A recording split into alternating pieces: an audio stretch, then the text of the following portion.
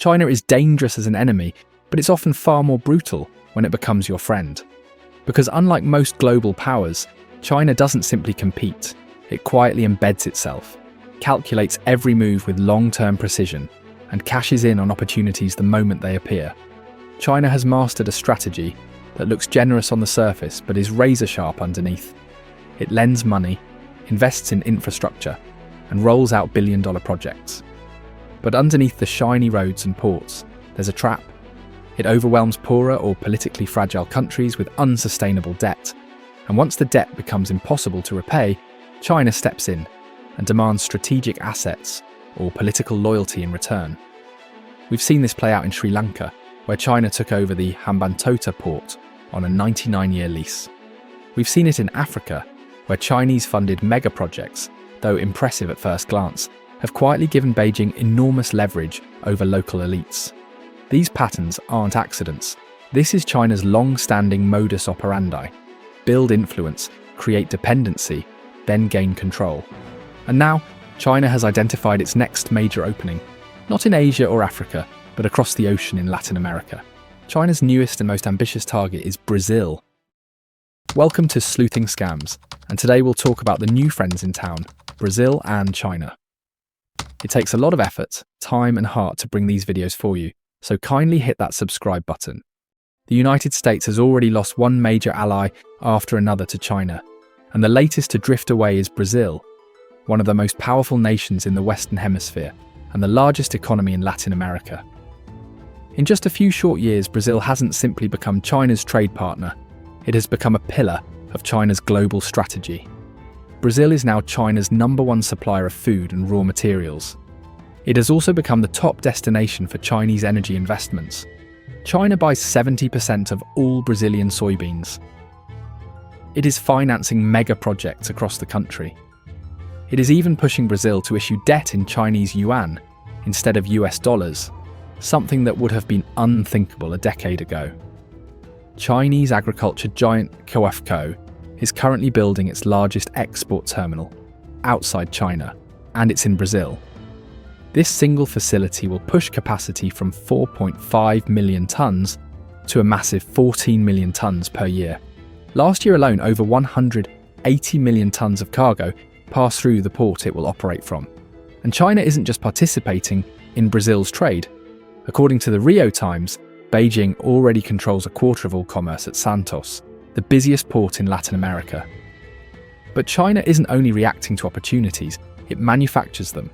When Donald Trump imposed a 50% tariff on Brazilian coffee earlier this year, China moved in instantly.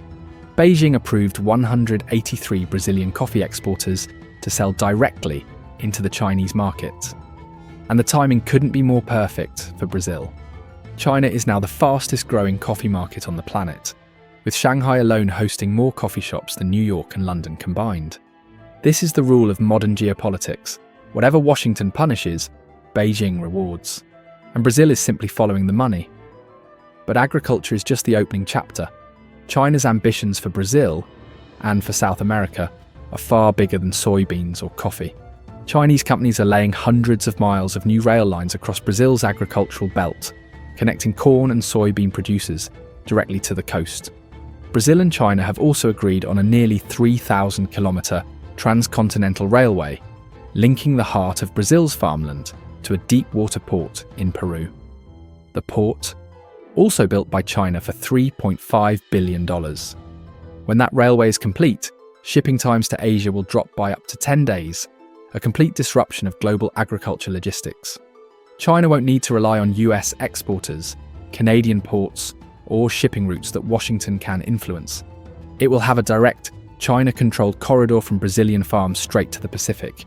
China isn't just buying Brazil's crops, it is building the entire ecosystem that moves them.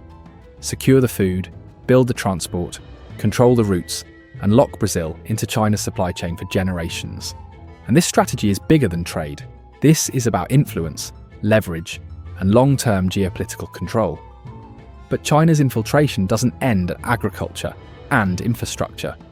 It's digging deep into Brazil's energy, tech, and even space sectors.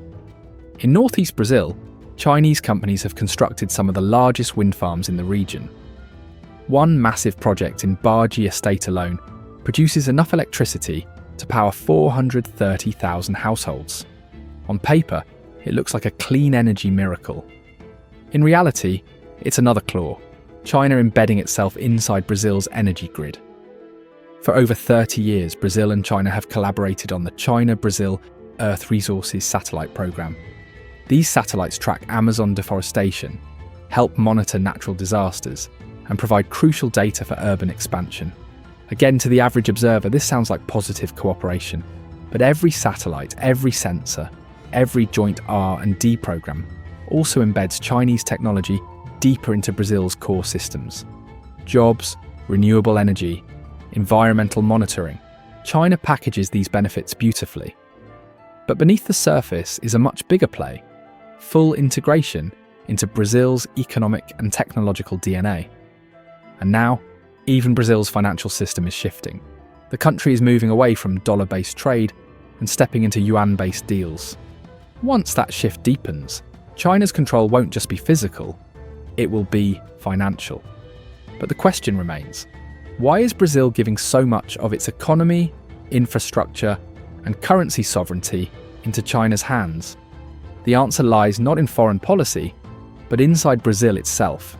Brazil today is hollow and deeply divided. The biggest threat to the country isn't China or the US, it's the criminal factions that operate almost like parallel governments. These groups aren't just gangs, they are heavily armed organisations controlling large regions, enforcing their own rules, killing over small provocations like a hand gesture or a clothing colour.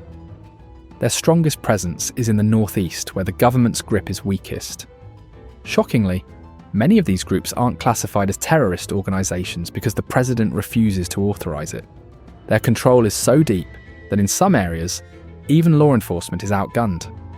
In a recent BOPE operation in Rio de Janeiro, police had to kill gang members quietly with knives just to avoid causing chaos before a shootout erupted. These gangs possess military-grade weapons, and yet the government, not the people, has shown sympathy for them. While the world sees instability, danger, and fragmentation, China sees an opening. For China, a divided Brazil is perfect. A fragmented political landscape makes it easier to offer solutions, easier to gain influence, and easier to negotiate deals with leaders who need economic wins more than strategic independence. China thrives where chaos exists, and the more Brazil struggles with internal disorder, the more leverage Beijing gains, and China is cashing in at full speed. Brazil thinks it is benefiting from China's money, China's infrastructure, China's energy, and China's market access.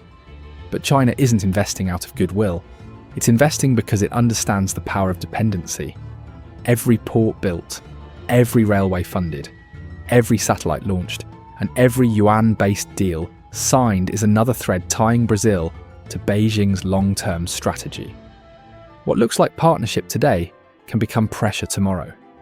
China is preparing for a world where influence matters more than territory, where supply chains matter more than armies, and where loyalty is bought not by ideology, but by economic control. And Brazil, distracted by internal chaos, is walking straight into a future where China may become not just a partner, but a master. Subscribe to our channel and don't forget to click the bell icon.